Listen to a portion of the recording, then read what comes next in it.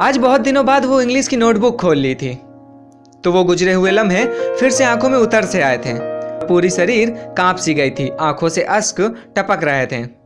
ये बात 11वीं के बाद 12वीं है। स्कूल की पहली क्लास थी। मैं काफ़ी दूर से साइकिल चला के स्कूल जाया करता था।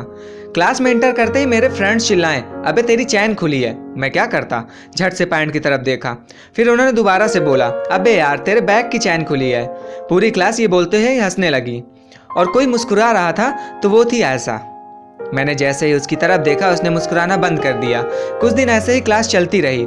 इस साल कुछ अलग था तो वो ये था कि मैं जब भी उसकी तरफ देखता तो अपनी नज़र झुका लिया करता।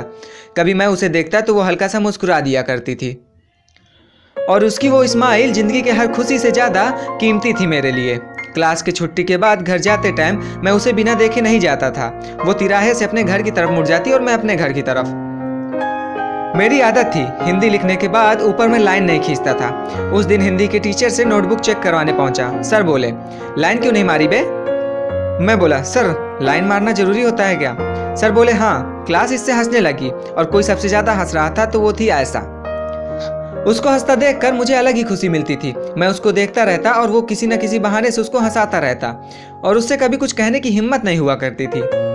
पूरी क्लास को लगता कि हम दोनों एक दूसरे को बहुत प्यार करते हैं। अब शायद उसे भी लगने लगा था कि मैं उसे बहुत पसंद करता हूँ। एक दिन वो स्कूल नहीं आई थी तो अगले दिन उसने मुझसे पहली बार कुछ मांगा था और वो थी मेरी इंग्लिश की नोटबुक। मैंने कहा ठीक है, इंटरवल के बाद ले लेना। इंटरवल के बाद मैंने इंग्लिश की नोटबुक ओपन की और इंडेक्स पेज पर लिख दिया, आयशा तुम मेरी जिंदगी हो, आई लव यू। जन्नत सी हो जाएगी मेरी जिंदगी ऐसा अगर तुम्हारा साथ रहा तो। और इंटरवल के बाद ही मैंने अपनी नोटबुक उसको थमा दी थी। मैंने उस दिन लास्ट क्लास पे उसे देखा बट वो मेरी तरफ ध्यान ही नहीं दे रही थी। स्कूल की छुट्टी होने के बाद हर रोज उसे देखने के लिए मैं तिराहे पर वेट करता रहा और आज भी मैं पहुंच गया था। मेरे फ्रेंड्स भी थे साथ पे। वो साइकिल से आई और मुझे देख के मुस्कुराई और बोली, तुम्हारी नोटबुक मेरे डेस्क पर रखी हुई है, और जाने लगी। फ्रेंड्स बोले वो तेरे से प्यार करती है और तेरे बुलाने पर पीछे मुड़कर जरूर देखेगी। मैंने भी कुछ न सोचा न समझा, मैंने भी तेजी से आवाज़ लगा दी, आयशा।